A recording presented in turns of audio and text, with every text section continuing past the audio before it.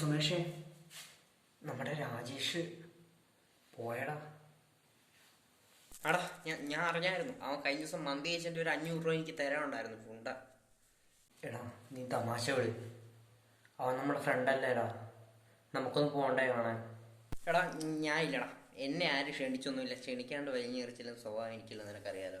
നീ എന്താണ് ഇങ്ങനെ? മരണ വീട്ടിലോട്ട് ആരെയും ക്ഷണിക്കൂടാ.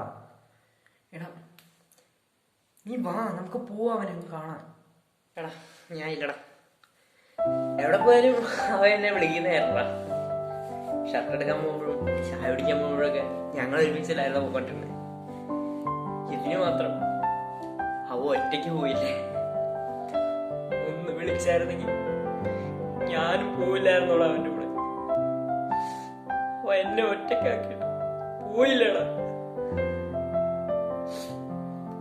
എനിക്ക് അവരെ കാണാനുള്ള ശേഷിയില്ലടാ. നീ പൊക്കോടാ. എനിക്ക് എനിക്ക് എനിക്ക് അവരെ കാണാൻ പറ്റില്ലടാ.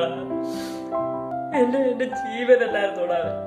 കൂട്ടുകാരനായിട്ടാണോടാ, കൂടപ്പുറപ്പായിട്ടല്ല ഞാൻ അവരെ കണ്ടത്. അവൻ പോയില്ലടാ, എന്നെ വിട്ട് പോയില്ലടാ അവൻ. എനിക്ക് എനിക്ക് എനിക്ക് പറ്റില്ലടാ.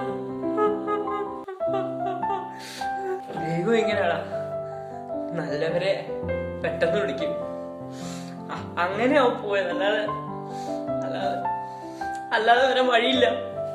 എനിക്കറിയാം അവൻ നല്ലവനാ, പാവമായിരുന്നടാ.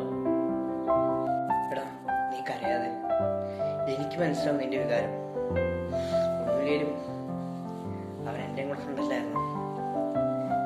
ഈ കഴിഞ്ഞ വർഷം കണ്ട എനിക്ക് ഇത്രയും വിഷമമാവുന്നുണ്ടെങ്കിൽ കഴിഞ്ഞ 10 കൊല്ലമായിട്ട് ഒരിടലും ഒരാത്മാവായി കഴിയുന്ന നിന്റെ അവസ്ഥ എനിക്ക് മനസ്സിലാവും. നീ വിഷമിക്കാതെ, എല്ലാത്തിനും ഒരു പരിഹാരം ഉണ്ടാവണം.